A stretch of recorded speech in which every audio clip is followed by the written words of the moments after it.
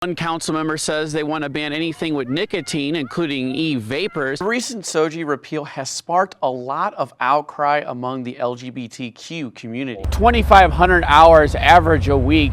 It's best for truck drivers to make their own decisions. Sex trafficking has become more than just an issue in the country, but even here in the Ozarks. One survivor shared her experience. Folks at the state level are looking at legislation similar to the SOGI ordinance in Springfield that would ban discrimination against members of the LGBT community. Symptoms of dog flu include coughing, sneezing, and runny nose, but you won't know that until 5 days after the infection. 10% of the funds actually help with different causes around the world. Shaw said that sex trafficking got so bad that she actually wanted to kill herself. This isn't your typical coffee shop, though. I talked to the co-founder, Justin Bowler, and he says that the new coffee shop has a worldly effect that benefits more than just the Ozarks. Mel Larson doesn't really see too many plow trucks on his road. Not really. They take care of the main streets mainly. Larson likes to plow snow, where he has spare time to make a little money. Superintendent of Streets Ron Bailey says it's not easy plowing the streets of Springfield. We get the phone calls where people are concerned because they can't see a snow plow, or they haven't seen a snow plow, or they say, how come you're not plowing my street? There's quite a fleet of plow trucks. We currently have 36 trucks in the fleet, but we only run 33 on snow operations. It's not enough, though. The city has been battling the snow in Springfield since Sunday. We got a hard snowpack on those roads overnight, last night, and very difficult to get off there. So we concentrated more on the B primary and the A routes to get those cleared. Now we're back on the B routes trying to get those finished up. With 780 lanes of snow covered here in Springfield, roads like Battlefield here are easily cleaned, while roads like Kickapoo are not cleared because they simply don't have the manpower. We can't plow every street, so we have to set some baselines somewhere, have to draw a line somewhere, and unfortunately, some people don't get plowed. And where are those lines drawn? Within a few blocks. And it's, there are a few streets out there that we're a little further away from, and some that we're right up against. It averages out. If they'll take care of the people on the main thoroughfares, that's the main thing. But it'd be nice if they'd come through once. Bailey says always take precautions when driving, even if the roads have been plowed. In Springfield, Alan Heckler, Color 10 News. Just a really good street officer who enjoyed working the graveyard shift and keeping y'all safe while you're sleeping. Officer Aaron Pearson joined the Springfield Police Department 3 years ago. He is married, 30 years old, and has 2 children. Aaron is currently hospitalized in serious but stable condition. The shooting happened around 1:30 in the morning. Police say they conducted a full-on search for the suspect. We had probably 50 officers at one time in and around the perimeter. And then we called in our special response team. They've got a lot of tools that assist with these kinds of operations, and that was another 20 officers or so. Chief Paul Williams says they arrested a suspect and charges are pending. He has a long criminal history. He's currently on parole for assault on a law enforcement officer.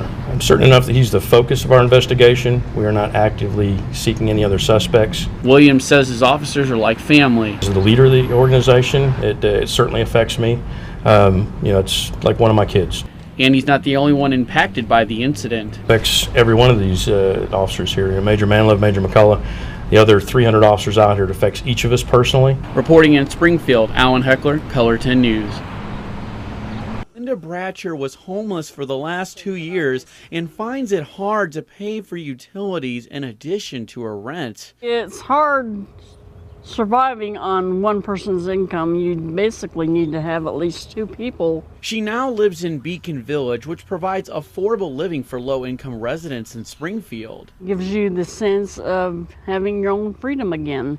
CEO of The Kitchen, Rory Orgeron, says the rent on average is $400 a month. They might be spending $200 or $250 on rent, but might be spending $250, $350 on utilities. Geothermal systems use the temperature from the ground as a source of energy.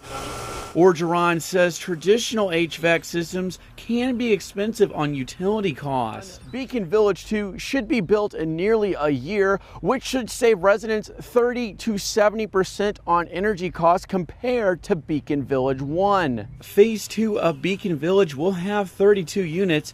Brendan Greasy Seymour came up with the bill and says that it will help out Springfield residents with lower incomes for years to come. It does affect them to a greater degree, and so this project actually helps negate that in the fact that their energy bills would be lower. There's a chance I can actually save a little bit of money, put that away in the bank and use it for other things. More money in the bank can mean a brighter future. And in Springfield, Alan Heckler, Kellerton News.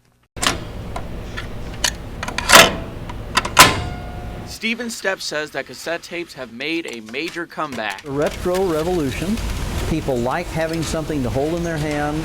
They can read the record jacket, they can read the J card from the audio cassette while they're listening. Pop culture played a big part in it. Just did a project for Metallica. We've seen Judas Priest. Did the soundtrack for Guardians of the Galaxy for Disney. Independent and mainstream bands love the customization the tapes bring. They're unique.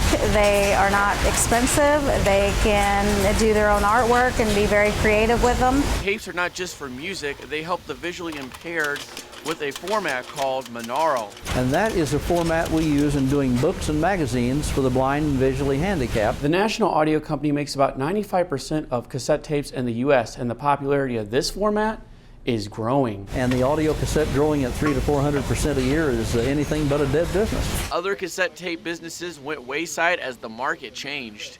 A lot of the equipment that we have here, we bought from companies as they went out of business. We didn't think cassettes were dead yet. The production floor is never quiet. When we're running everything full out, we can run about 100,000 cassettes in an 8-hour day. Stepp says that the time is right for a cassette comeback. The under 35 age group is going to be out there wanting audio cassettes and analog recordings, and that's where we want to be. And sometimes you have to rewind to move forward. In Springfield, Alan Heckler, Ozarks News Journal.